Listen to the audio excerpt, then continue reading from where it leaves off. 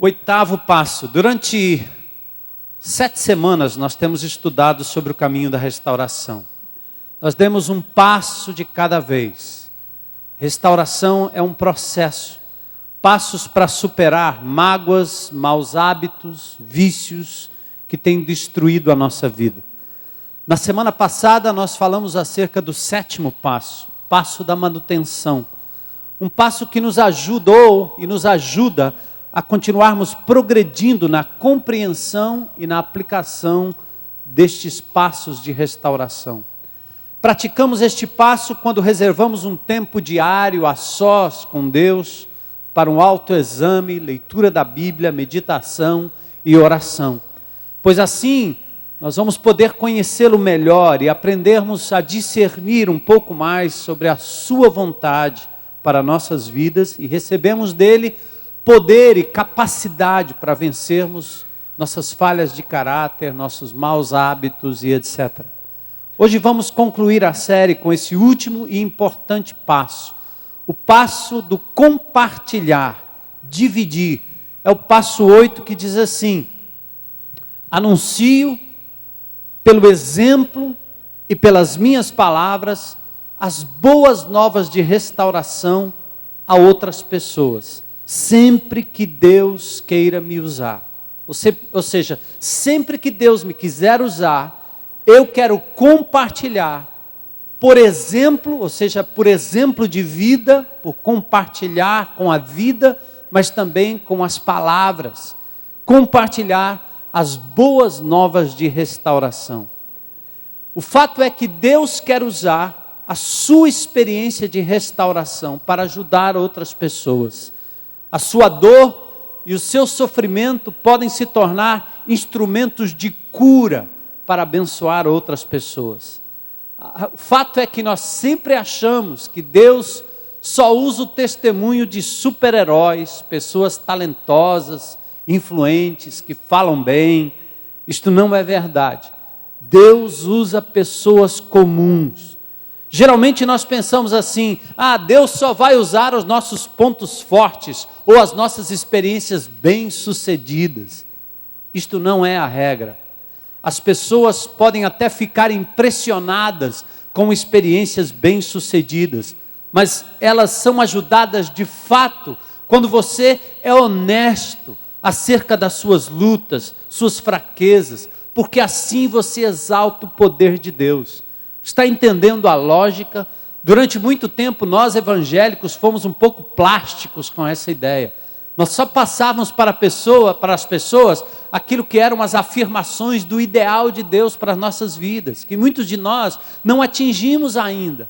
A perfeição, a justiça própria, não temos isso.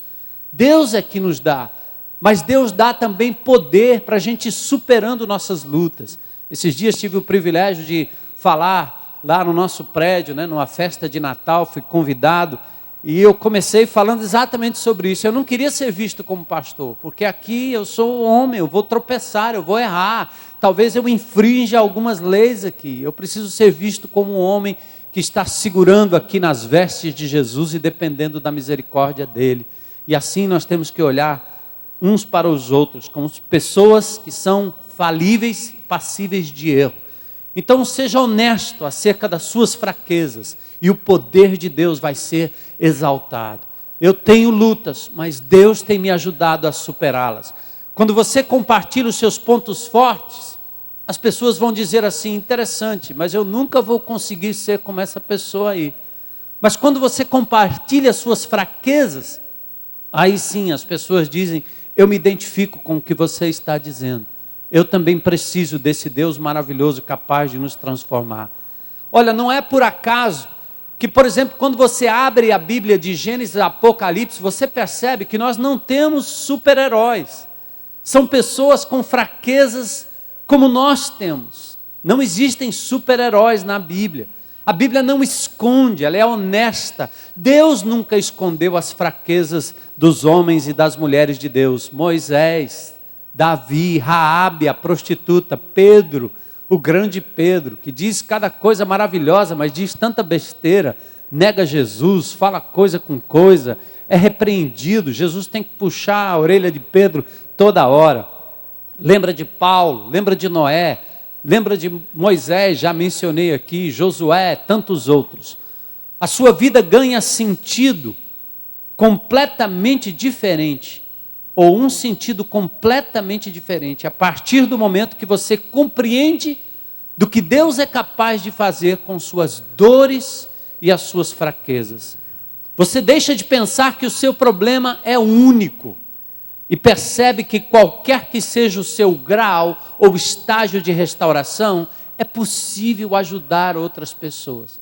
Sempre terá alguém mais necessitado que você.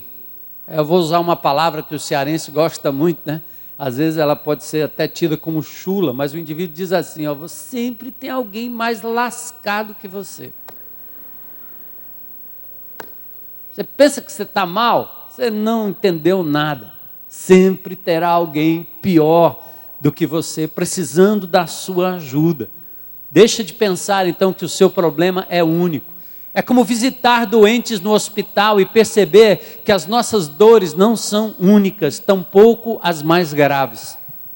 Uma grande prova e uma grande evidência da sua restauração aparece quando você tira o foco da sua própria vida e começa a olhar com misericórdia e amor para a vida das outras pessoas também.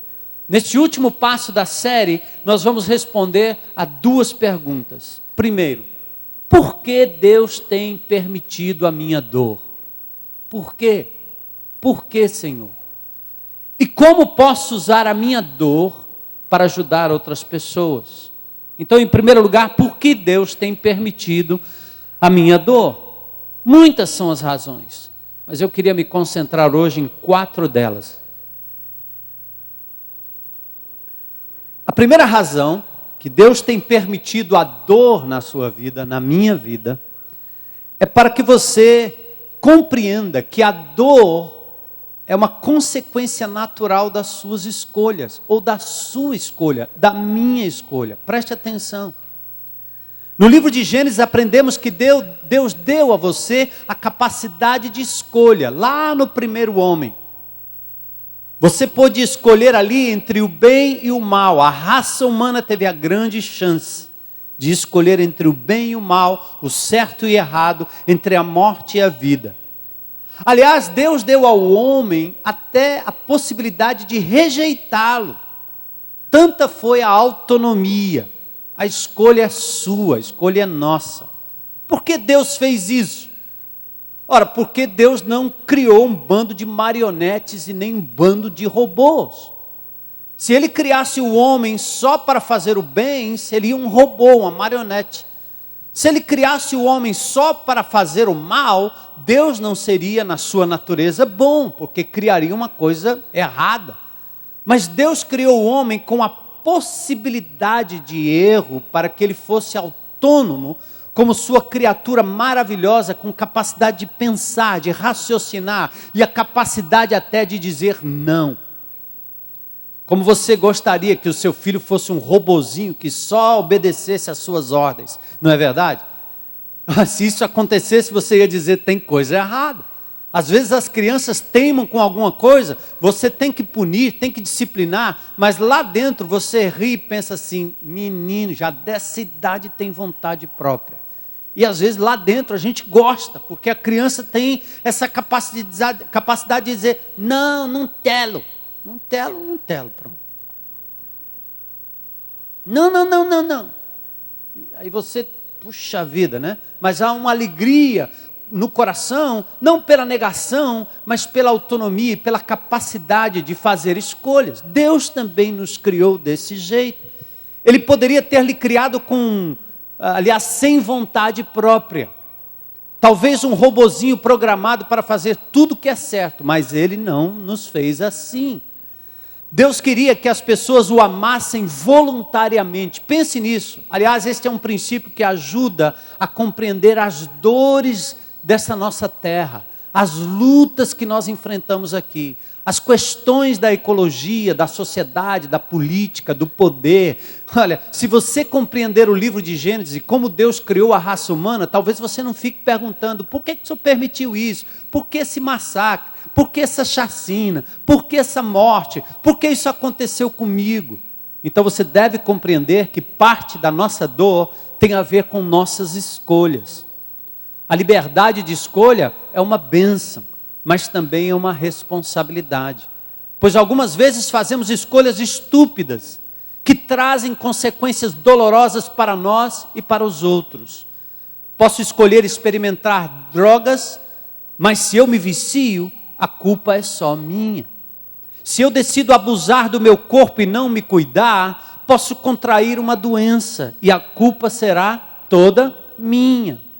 Deus diz: eu não gostaria que você estivesse passando por este sofrimento, mas é consequência da sua escolha.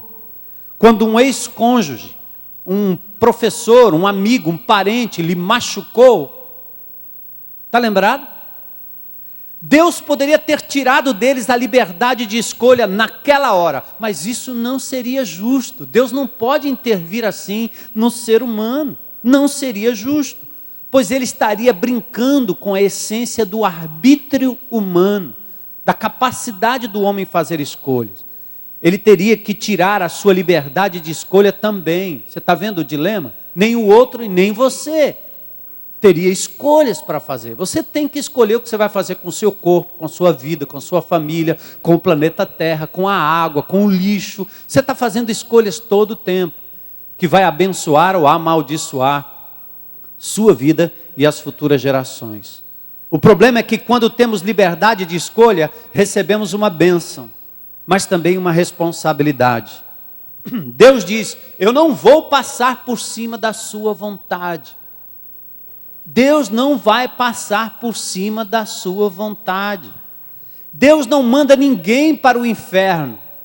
Não. Deus não manda ninguém para o inferno. Nós escolhemos ir para lá, como seres humanos, ao rejeitarmos tudo que Ele é, tudo que Ele diz e tudo que Ele faz. Deus diz: eu amo você, eu quero que você seja parte da minha família.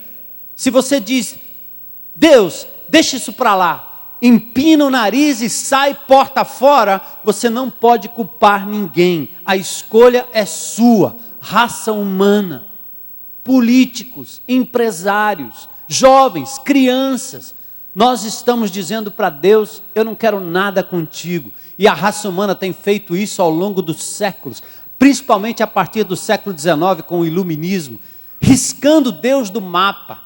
E a grande verdade é que os religiosos são culpados também, porque nós apresentamos um Deus deformado para as pessoas. E as pessoas estão cansadas de um Deus que é só um ícone, que não tem poder para transformar. E as pessoas riscam a religião e riscam Deus junto com a religião. Mas isto é uma escolha também.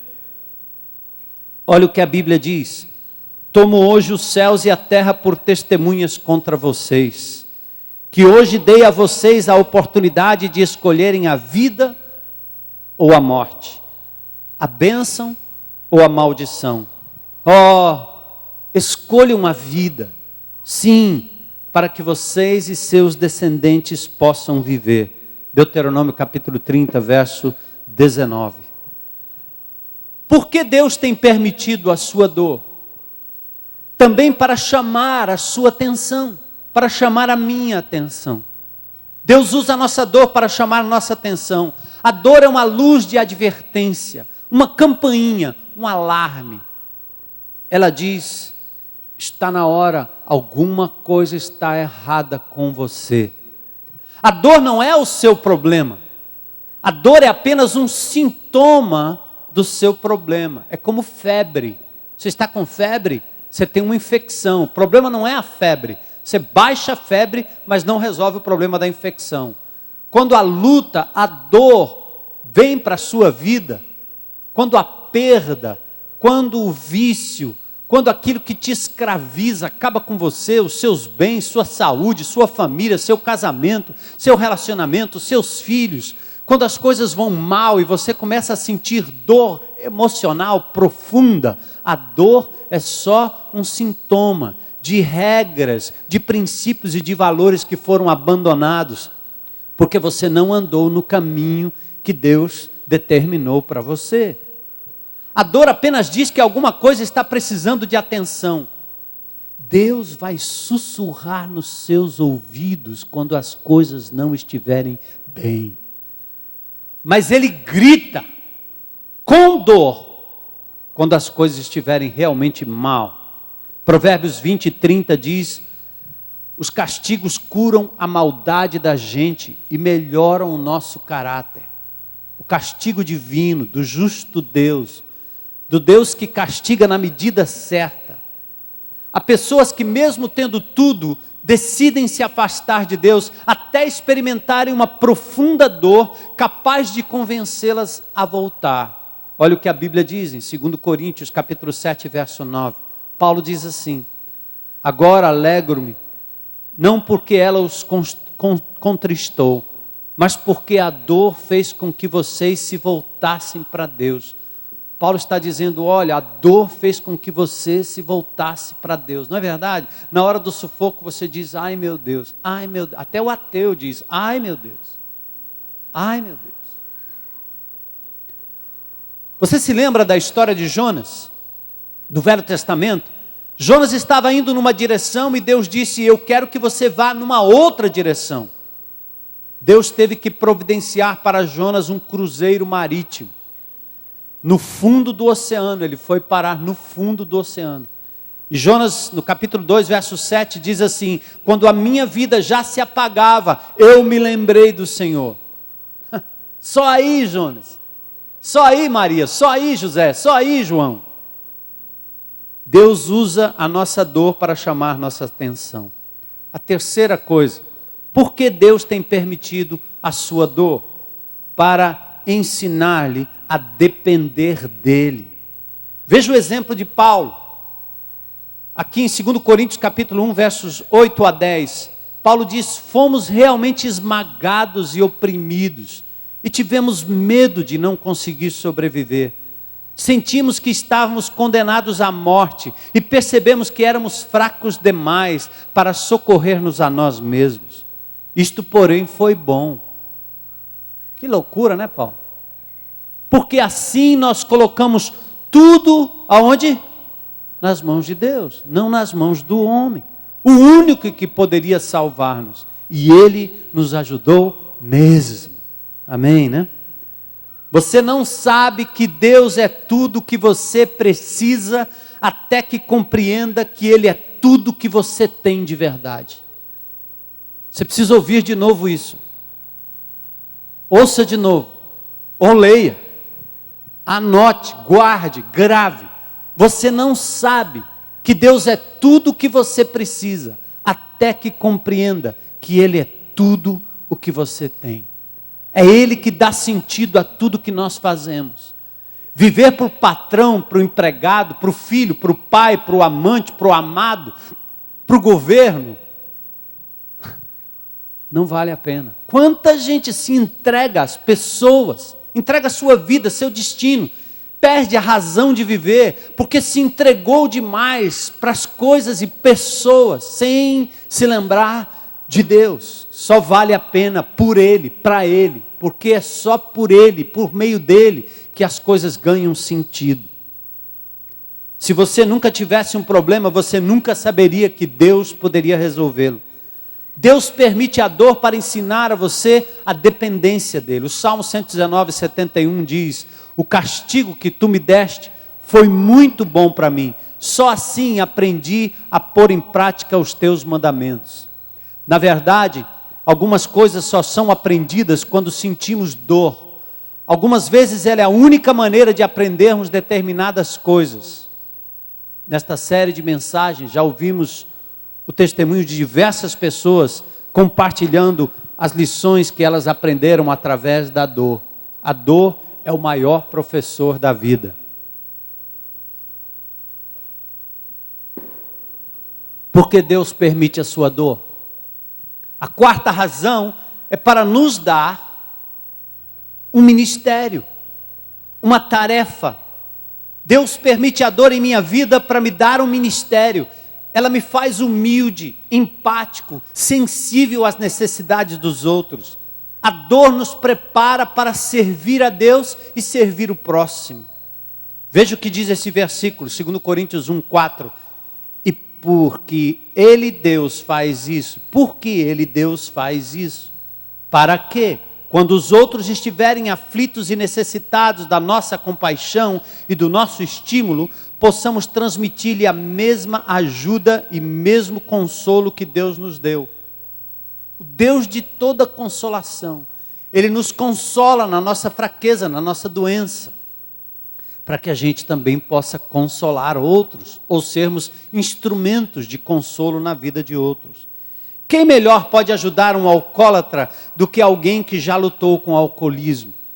Quem melhor pode ajudar uma pessoa que está lidando com a dor do abuso do que uma pessoa que já foi abusada no passado?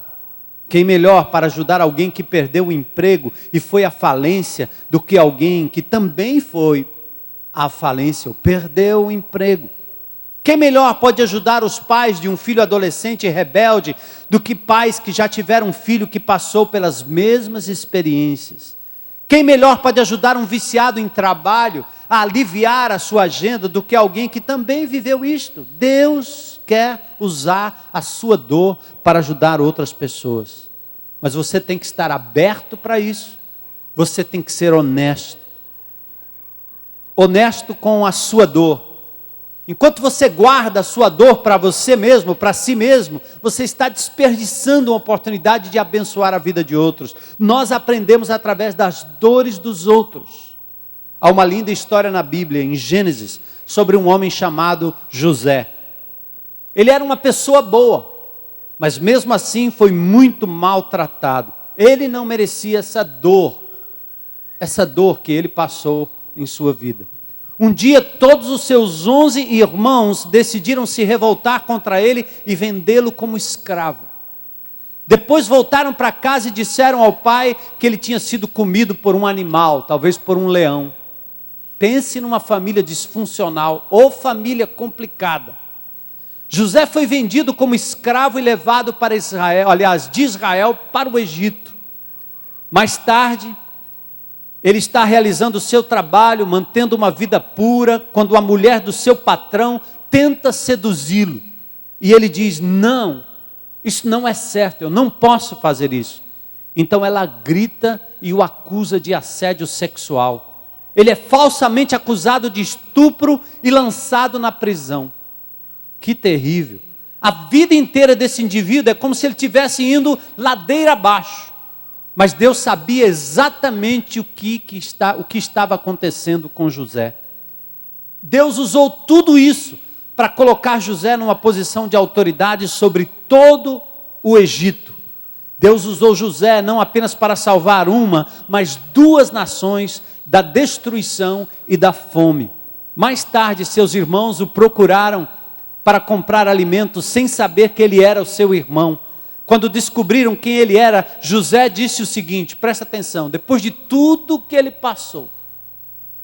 José disse assim em Gênesis 50, verso 20, vocês planejaram o mal contra mim, mas Deus tornou em bem, para que hoje fosse preservada a vida de muitos, inclusive a de vocês, meus algozes, aqueles que me traíram, aqueles que me jogaram numa cisterna.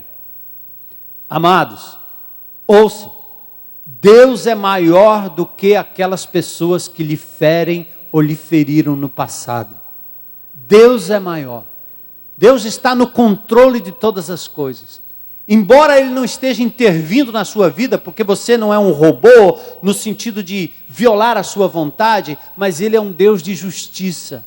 E Ele vai fazer redundar em bem e em bênção a sua dor, sua limitação, quando você se abre para Ele e o recebe como Senhor e como Salvador. Deus é maior do que as pessoas que lhe feriram. Não importa o que elas tenham feito a você, Deus pode mudar tudo isso e usar tudo isso para o bem. Deus nunca desperdiça uma dor, preste atenção. Deus nunca desperdiça uma dor, mas você pode desperdiçá-la, se não aprender com ela e não compartilhá-la com outras pessoas, porque você ainda está sentindo a dor, tem a ver exatamente com o propósito de Deus em querer que você o sirva da forma que você está. Não espere. E talvez a grande pergunta seja, por que você ainda não está servindo a Deus? Abrindo o seu coração. Aliás, você deve servir ao Senhor sempre que houver oportunidade no seu grupo, na sua igreja, aí onde você está. Abra o seu coração para ajudar pessoas que estão passando pelos mesmos problemas, ou talvez problemas piores que os seus. A segunda coisa que eu quero focar hoje à noite é como você pode usar a sua dor para ajudar outras pessoas. Falamos já do porquê Deus permite a dor, agora como Deus pode usar a dor. É disso que o passo 8 trata. A base do passo 8 é uma passagem bíblica de 1 Pedro 3,15. Estejam sempre preparados para responder a qualquer pessoa que lhe pedir ou lhes pedir a razão para a esperança que há em vocês. Contudo, façam isso com mansidão e respeito. Olha, você precisa estar preparado para dar uma resposta sobre como Deus está restaurando a sua vida. Prepare-se. Hoje nós vamos ouvir como Gabriel respondeu a esta pergunta na sua vida. Gabriel, pode vir.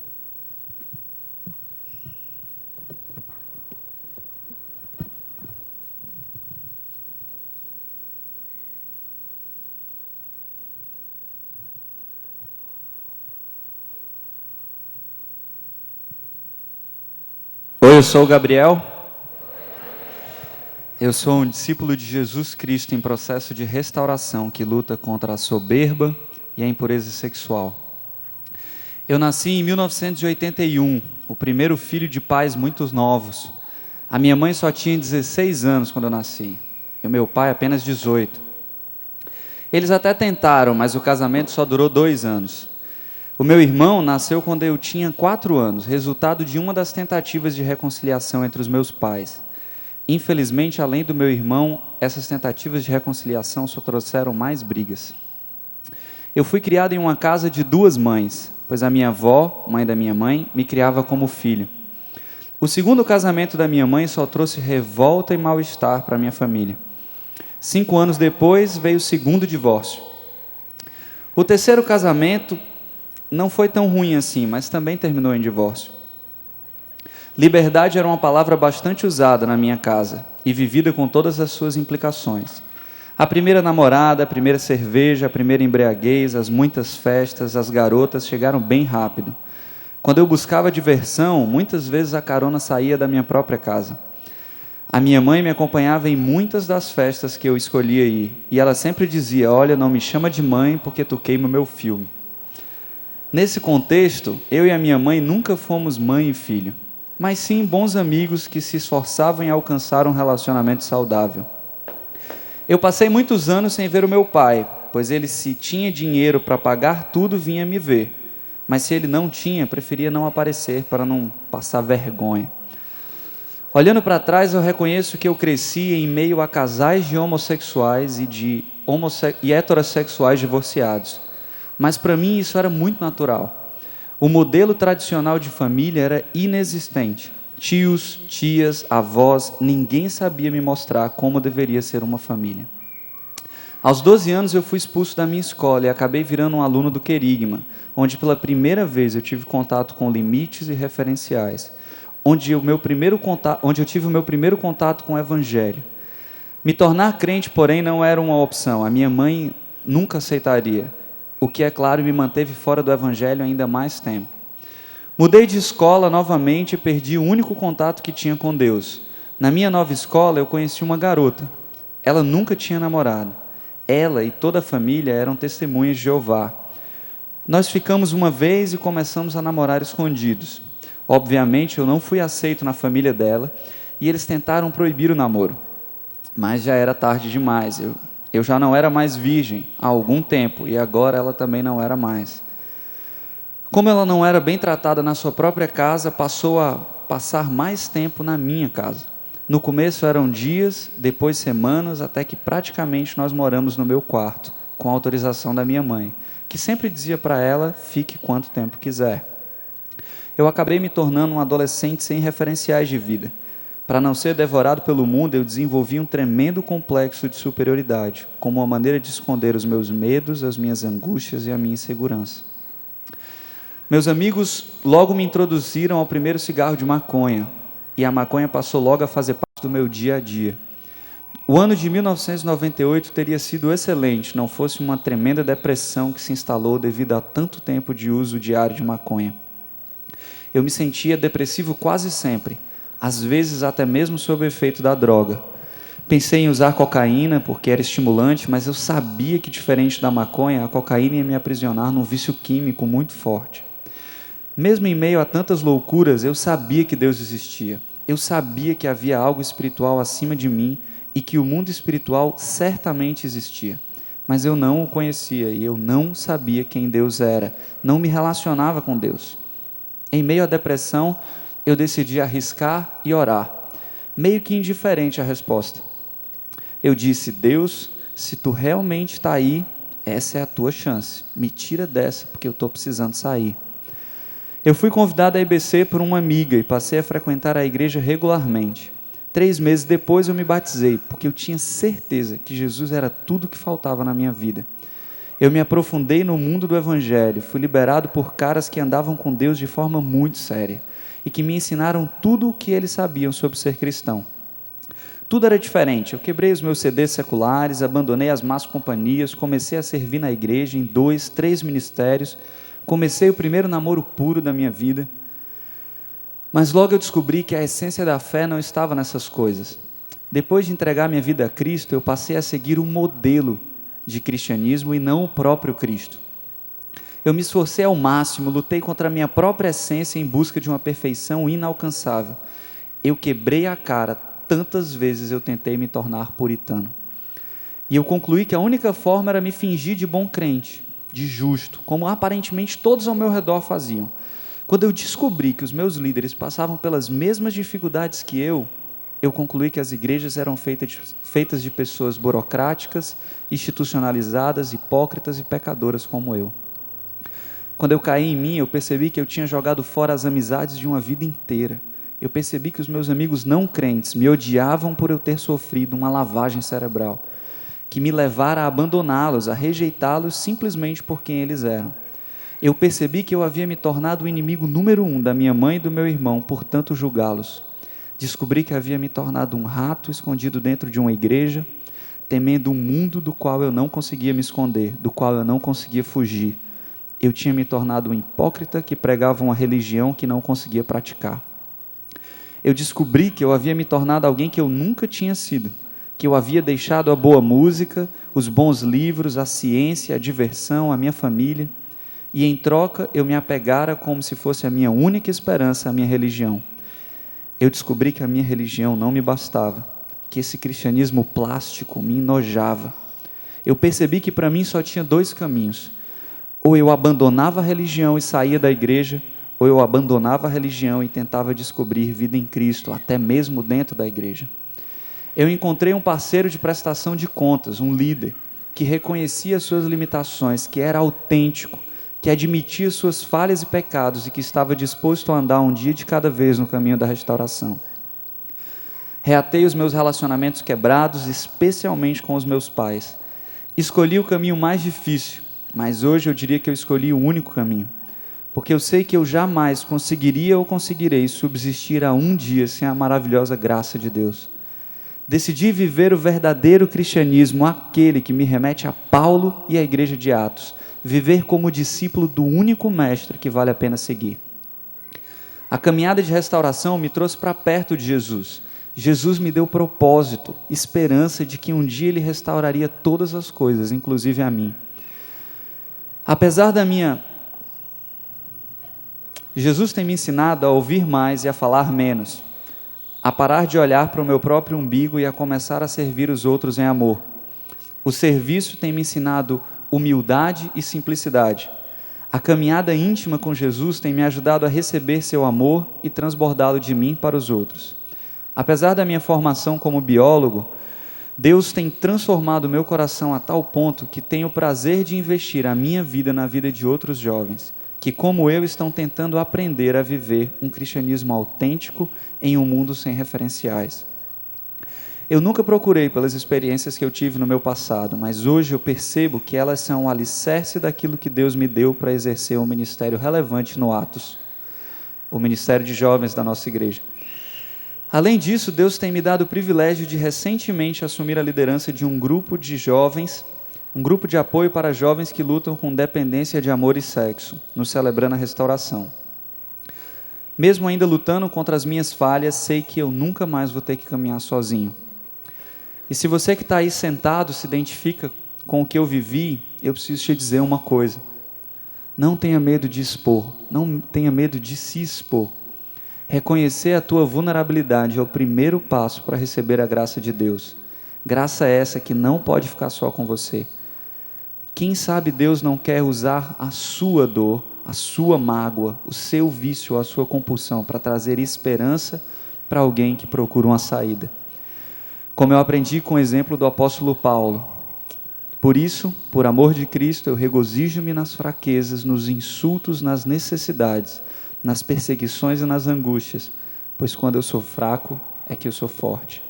E em Romanos, Paulo fala assim: não só isso, mas também nos gloriamos nas tribulações, porque sabemos que a tribulação produz perseverança, a perseverança um caráter aprovado, e o caráter aprovado esperança. Obrigado pelo silêncio de vocês.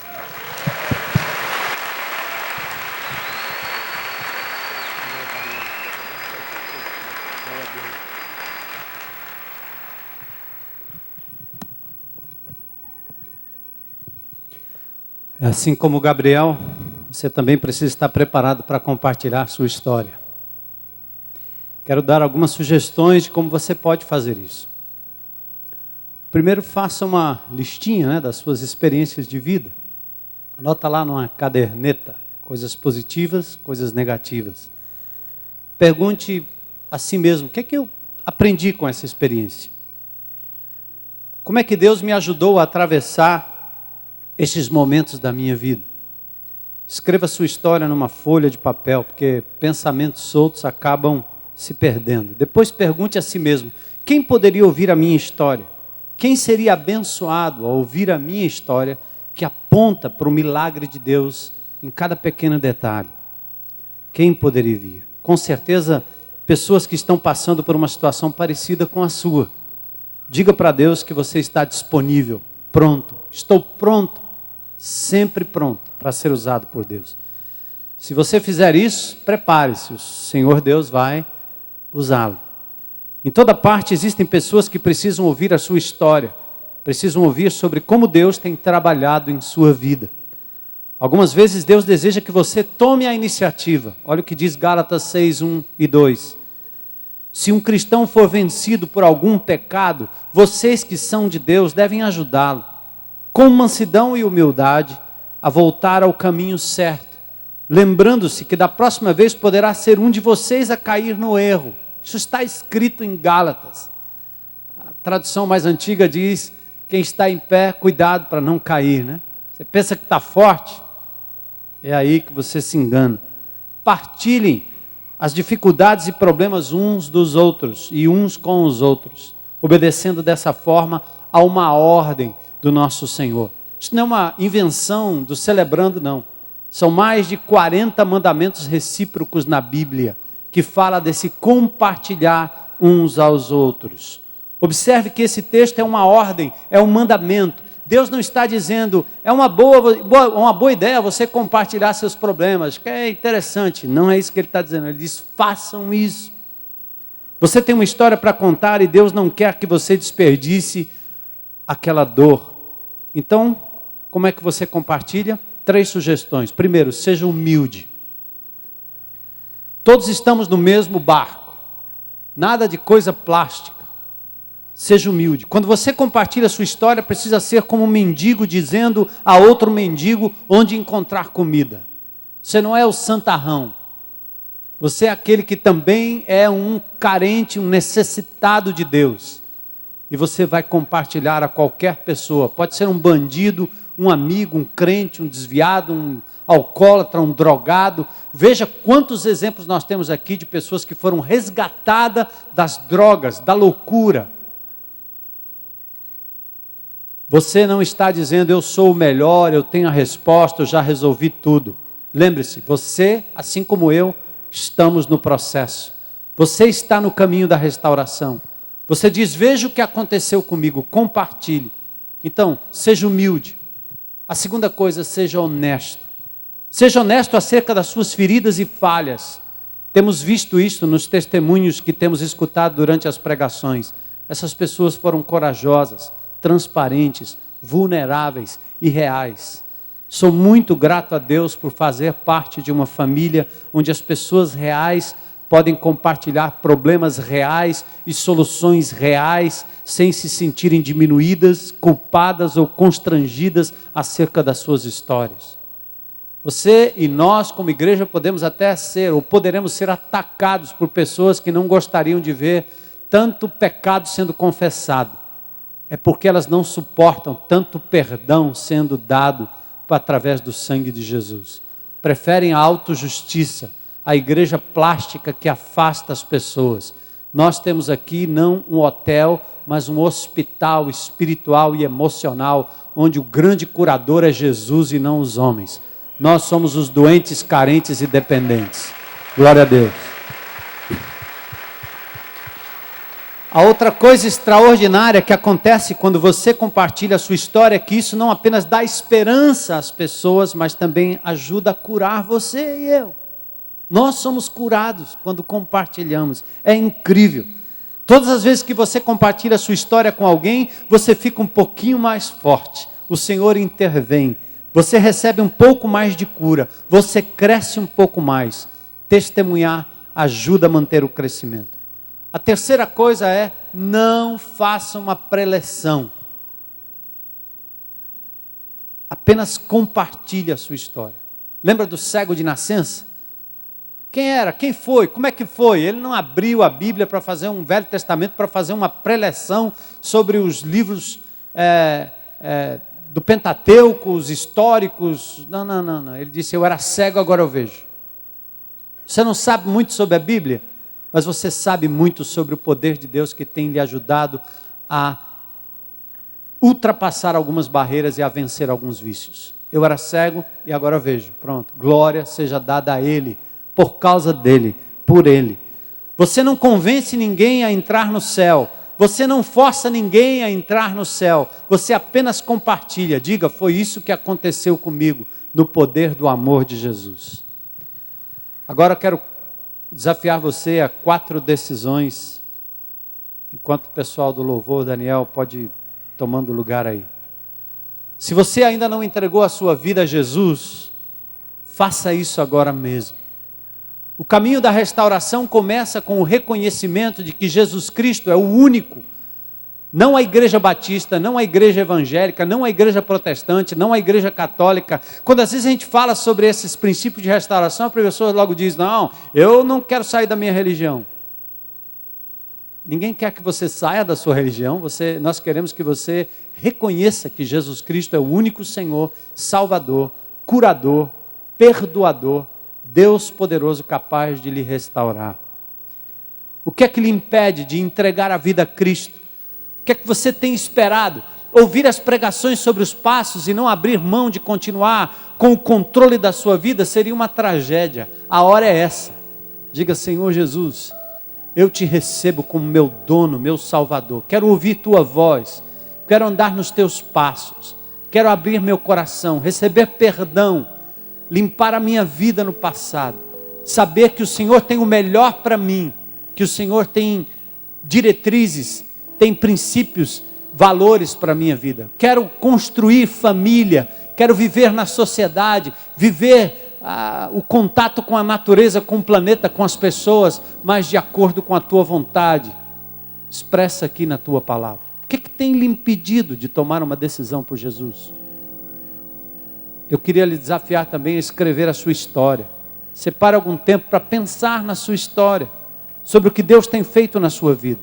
Outra coisa, Comprometa-se com alguma igreja a fim de receber apoio. Frequência à igreja não é o suficiente para a restauração, mas é necessário compromisso e relacionamentos. Nós não somos uma ilha. Procure o nosso Conexão Central. Entre num grupo pequeno. Igreja Batista Central de Fortaleza. O princípio bíblico do Novo Testamento é que nós nos juntemos aqui num grande grupo para aprendermos juntos, celebrarmos juntos, mas também que nos reunamos em pequenos grupos, que tenhamos comunhão com um grupo menor.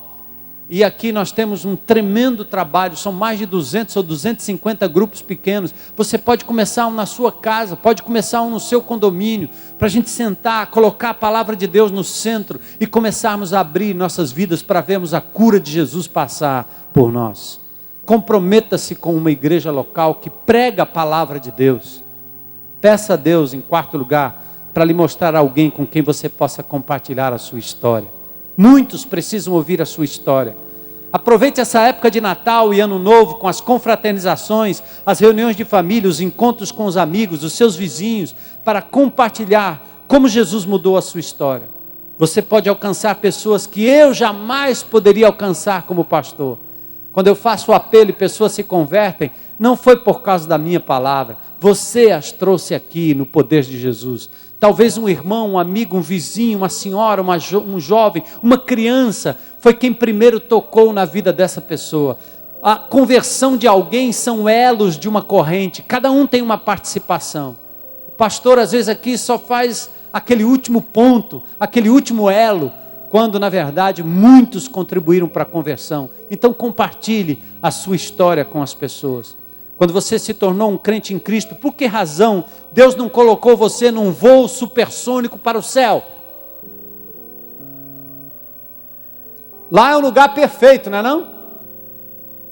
Então por que Deus deixou você aqui na terra? Você está aqui para falar das boas novas àqueles que nunca ouviram. Você não precisa ser um gênio em conhecimento bíblico, você apenas precisa dizer: foi isso que aconteceu comigo, Jesus me transformou, eu era cego, agora eu vejo. Veja o que a Bíblia diz em Atos 20, 24. Mas a vida não vale nada a menos que eu viva para fazer a obra que o Senhor Jesus me destinou, a obra de contar aos outros a boa nova da graça e do amor de Deus. Que obra é essa? É a obra de contar aos outros as boas novas acerca do amor de Deus. Por isso, este 8º passo.